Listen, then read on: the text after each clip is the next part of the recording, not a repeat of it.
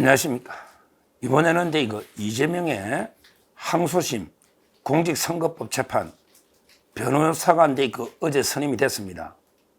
이찬진 변호사가 이제 선임이 됐는데 이게 종국적이 아니에요. 제가 취재한 바로는 앞으로 추가로 단계별로 계속 변호사를 추가로 선임하면서 그렇게 핑계로 시간을 끈다. 이런 전략인데 1차적으로 이제 이찬진 변호사를 선거법의 항소심의 변호사로 선임해서 선임계와 그 다음에 항소 이유서를 제출했습니다. 근데 이게 끝이 아니고 앞으로 추가로 계속 변호인단을 선임해서 새로 들어온 변호사에게 시간을 좀 달라 기록 검토. 그럼 이게 며칠 줄 수 있잖아요. 이런 식으로 시간을 끈다. 이런 이재명의 시간 끌기 변호사 선임 전략. 이건 제가 취재한 걸 하나 말씀드리고 중요한 게요. 두 번째. 이찬진 변호사를 어제 이재명이 선거법에 변호인 선임했는데 이찬진하고 이재명의 수상한 동거래. 이거는 제가 과거에 한번 의혹을 제기했는데 이 변호사가 또 이번에 선임되니까 제가 새롭게 더 자료를 철저하게 조사해서 그 의혹에 해명하라. 이런 내용입니다. 두 가지 내용입니다. 자, 먼저 오늘 이재명이가 대장동에 들어갔죠. 이거는 뭐 시간이 세월아 네월아 오래 걸리는데 근데 오늘 대장동 재판도 이게 중요한 게 이재명이가 계속 법정에 일주일에 2번씩 왔다 갔다 하는 걸 국민들한테 보여줘야 되거든요. 외국에도. 그 점에 중요한 거예요. 대장동 재판은 그 자체는 이게 빨리 결론이 안 나요. 10년 걸릴 수도 있어요. 유동규 씨 말에 하면. 근데 왜 이게 중요하냐. 이재명이가 법정에 들락날락 하는 모습을 계속 보여주면 선거 때도 계속 재판 2번 하러 가야 되잖아요. 그 점에서 아주 중요하니까 제가 방송을 오늘 이제 2주간 법원이 2주 쉬고 오늘 이제 재판이 재개가 됐는데 오늘 오전에 대장동 재판하러 이재명이가 들어갔습니다. 오늘 재판이 60차 재판입니다. 60차 재판. 앞으로 일주일에 2번씩 합니다. 판사는 다 알죠? 김동연. 근데요, 오늘도 기자들이 계속 물으니까 아무 말도 안 해. 왜냐하면 재판 들어가는 거 보여주면 안 되잖아. 기사가 되면 안 되니까. 아무 말도 안 하고 들어가는 거야. 왜? 한마디 하면 크게 기사가 되면 야, 이재명이 재판하러 가네. 대장동 사람들이 생각할 거 아니에요. 그러니까 오늘도 조용히 들어간 거예요. 기자들이 물어봤죠. 현 시국이 장기화되면 법원 출석이 어려워진다고 보는지 이러니까 아무 말 안 해. 자기는 현 시국이 장기화되면 법원 출석 재판이 중단시켜버리는 거 아니냐. 이래 질문하니까 아무 말 안 해. 그러면서 또 기자들이 막 물어서 재판이 공전하면서 지연된다는 지적이 나오는데 어떻게 생각하는가? 그러니까 아무 말 안 해. 그리고 또 기자가 물어서 이번에 23일 날 선거법 재판이 처음 시작되는데 어떻게 대응할 계획인가? 얘도 이게 아무 말도 안 해. 그러니까 오늘도 침묵하면서 대장동에 재판 갔다. 근데요, 제가 어제까지 이제 이야기했잖아요. 그 공직선거법에 항소 이유서 제출 기한이 됐다 그랬잖아요. 공직선거법 항소 이유서.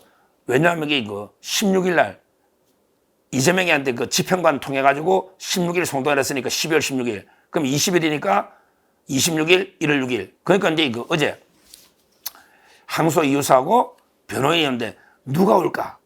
이제까지 국선 변호인이 있었잖아요. 원래 이재명이 선거법 재판에 국선 변호인을 선정해 주잖아요. 근데 어제 처음으로 이찬진 변호사가 이제 위임장을 제출했다. 자, 근데 이게 끝이 아니라 그랬죠. 이재명이는 이게 판사 출신의 보수 성향의 변호사를 2~3명 추리고 있다. 지금도 판사하고 대화가 될, 로비가 될 이런 이제 보수 성향의 판사 출신 2명을. 근데 지금 4명이 빨리 끝나니까 최대한 단계별로 변호사를 계속 선임해서 시간을 끈다. 앞으로 추가로 분명히 변호사들이 몇 명 더 들어올 겁니다. 이찬진 변호사 혼자 할 수는 없고 이분이 그렇게 능력 있는 실력 있는 정관 변호사가 아니다. 이 사람은 그냥 시간 끌기 위해서 잠깐 임시로 들어왔다. 이렇게 생각하면 돼요. 그러면 이찬진 변호사는 어떤 분이냐? 이찬진 변호사는 이제 이재명이하고 아주 절친인 연수원 동기입니다. 이재명이 간데 연수원 18기잖아요. 저보다 10년 선배지. 근데 이재명이하고 연수원 동기, 18기입니다. 그 다음에 그 민변의 임원이에요.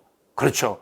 그러니까 근데 이재명이하고 동기면서 민변의 변호사인데 이분은 바로 그 사법고시 붙고 바로 변호사니까 정관 판사 출신이 아니잖아요. 그러니까 근데 그 이찬진 이분이 전적으로 변호를 하지는 않을 거예요. 친구고 연수원 동기고 그다음에 민변 출신의 좌파니까 아마 시간을 좀 끌라고 위임장을 어제 제출했다. 이렇게 보면 돼요. 그러니까 앞으로 추가로 계속 선임하면서 시간 끌기로 논다. 이렇게 되는데 근데요.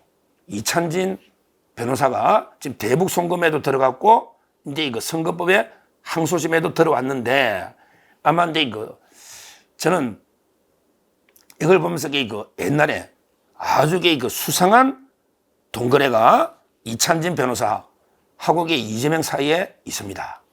이걸 저 의혹을 제기하는데 아주 저 몇 년 전에 한 2, 3년 전에 한번 한 적이 있는데 제가 다시 이제 정밀하게 자료를 좀 찾아봤더니 요 이재명이 계좌 추적하고 동거래하는 거는요 참 이게 진짜 워낙 수상해서 쉽진 않아요. 근데 럭파하게 제가 말씀드리면요 이재명이가요 2019년에 그 재판을 많이 받죠. 2019년에 선거법 경기도에서 할 때 여러 재판을 받잖아요.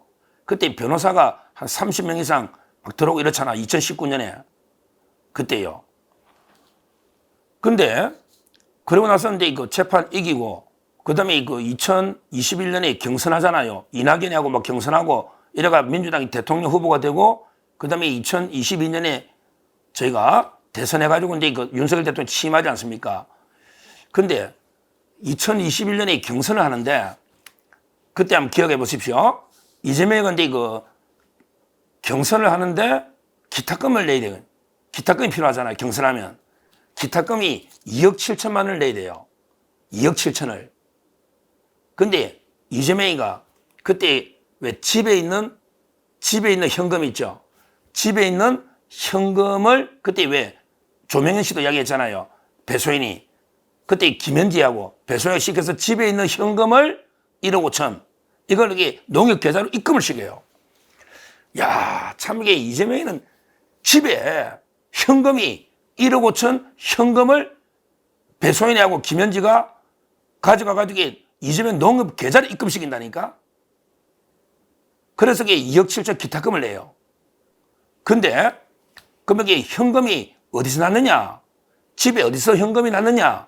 이상하잖아요. 그러니까 이제 이재명이 하는 말이 뭐라고 변명했냐? 자기가 잘 보십시오. 2019년 3월 달에 1억 5천을 인출하고 그다음에 2019년 10월 달에 또 5천만 원을 인출하면 2억을 현금으로 뺐다 이거야. 농협에 있는 돈을 2억을 현금으로 뺐다 이거야. 이 돈을 모아놓은 걸 이걸 다시 입금시켰다 이거야. 이게 말이 됩니까? 2019년 3월에 1억 5천, 그 다음에 2019년 10월에 5천, 2억을, 농협에 있는 2억을 현금으로 빼. 와, 이거 다 통보됩니다. 국세청에 2억을 현금 빼서 집에 농협에 보관하다가 이 돈을 일부 썼겠지. 변호사비, 뭐든. 1억 5천을 다시 현금 입금을 시켜요. 기타금 내려고. 장롱이 이자 줍니까? 그냥 자기 계좌에 있던 거 그대로 기타금 내면 되지. 이걸 1년 전에 미리 1년 전에 현금으로 빼고 그걸 장롱에 보관하다가 현금으로 입금해서 낸다. 이게 상식적으로 말이 됩니까? 그래서 제가 무슨 의혹을 제기했습니까? 2억을 현금 뺐잖아. 이거는 변호사비나 이걸 써. 돈에 이름표가 있는 거야. 돈을 써. 그 다음에 다른 뇌물을 받아서 그 돈으로 나 이게 옛날에 뺀 거 그대로 신고했지 않냐? 이러면서 그 돈을 다시 입금시켜. 그럼 이게 돈에 이름표가 있는 건 아니잖아요. 이게 아주 고전적인 뇌물 쓰는 거예요. 왜? 미리 현금을 2억 인출하고 국회 재산 신고할 때 우리 집에 현금 2억 있다. 이렇게 신고를 해놔. 근데 그 돈을 써. 그 다음에 다른 뇌물 2억으로 이렇게 바꿔 채워서 나 그거 쓴 거는 흔적이 없으니까 그 돈을 다시 입금시키면 내가 신고했지 않냐? 현금 있다고.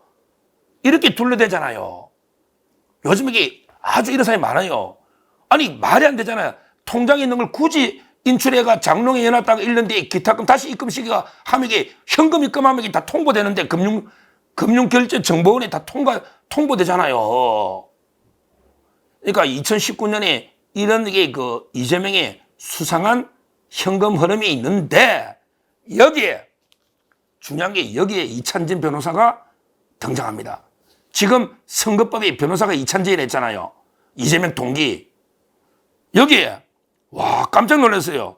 이재명이가 요 시점 한참 이게 현금을 막 2억 뺄 때 2019년 3월 10월 그 2억 뺄 때 그때 2019년 10월 23일 이찬진이한테 이재명이가 5억을 빌린 걸로 이게 건전한 소리 5억을 빌려.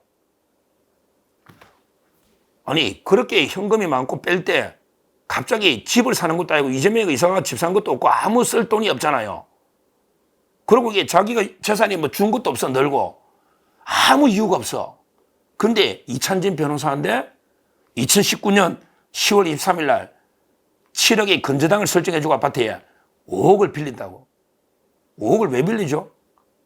쓸 때가 이재명이가 집을 사는 것도 아니고 이게 친구한테 5억을 빌려요.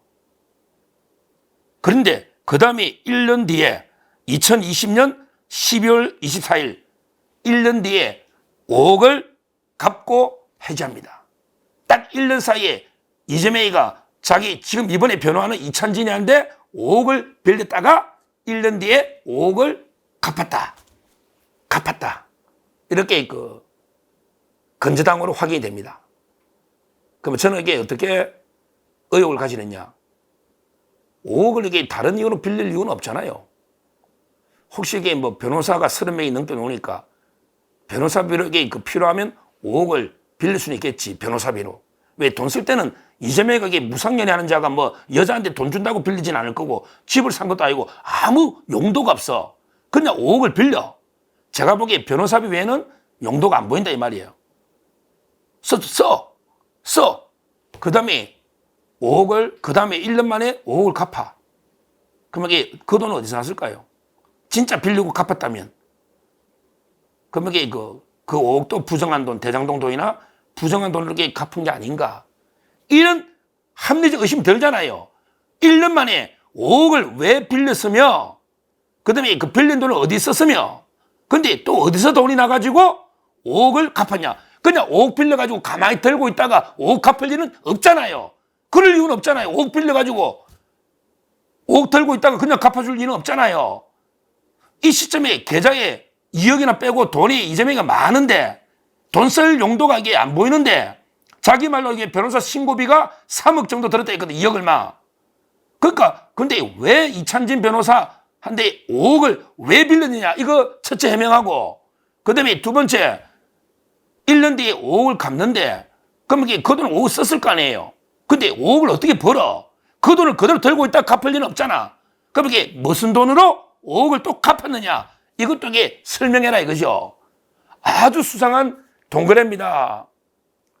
우리가 언뜻 볼 때는 이게 급하게 친구한테 한 몇 억 빌려서 이게 급한 거 변호사비나 다른 거 쓰고 그러면 이게 근데 친구니까 갚았다고 해지하면 되니까 뇌물로 이게 대신 주면 되는 거니까 뇌물 받은 걸로. 그러면 이게 어떻게 정리하느냐고요. 이런 수상한 상식에 도저히 안 맞는 동거래가 엄청 많고 이게 이재명 변호인하고 이번에 선거법에 들어온 변호인하고 사이에 이런 거래가 이루어졌다는 게 아주 수상하다 이 말입니다. 두 가지. 아까 제가 첫째 의혹은 왜 2019년에 3월하고 10월에 2억을 빼놨다가 장롱에 해놨다가 그 돈 가지고 기타금 냈다고 입금을 다시 하는데 장롱이 이자도 안 주는데 왜 그런 짓을 했는지 미리 빼놨다가 현금을 다시 그 현금을 그대로 입금했을까? 그 돈일까? 그 돈이면 굳이 뺐다가 다시 했다가 뺐다가 할 이유가 없잖아. 돈에 이름표가 있는 게 아니라 이 말이죠. 이게 첫째 의혹.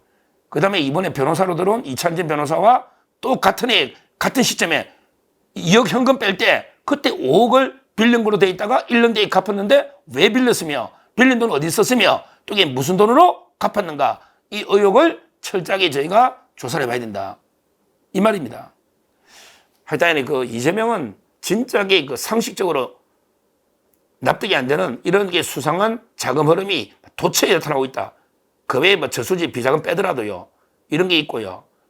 그 다음에 그 선거법은 이제 이찬진 변호사가 임시로 투입된 아마 그 시간 끌라고 임시로 왜 이분이 판사 출신도 아니고 동기인데요. 이분으로 이길 수는 없거든요.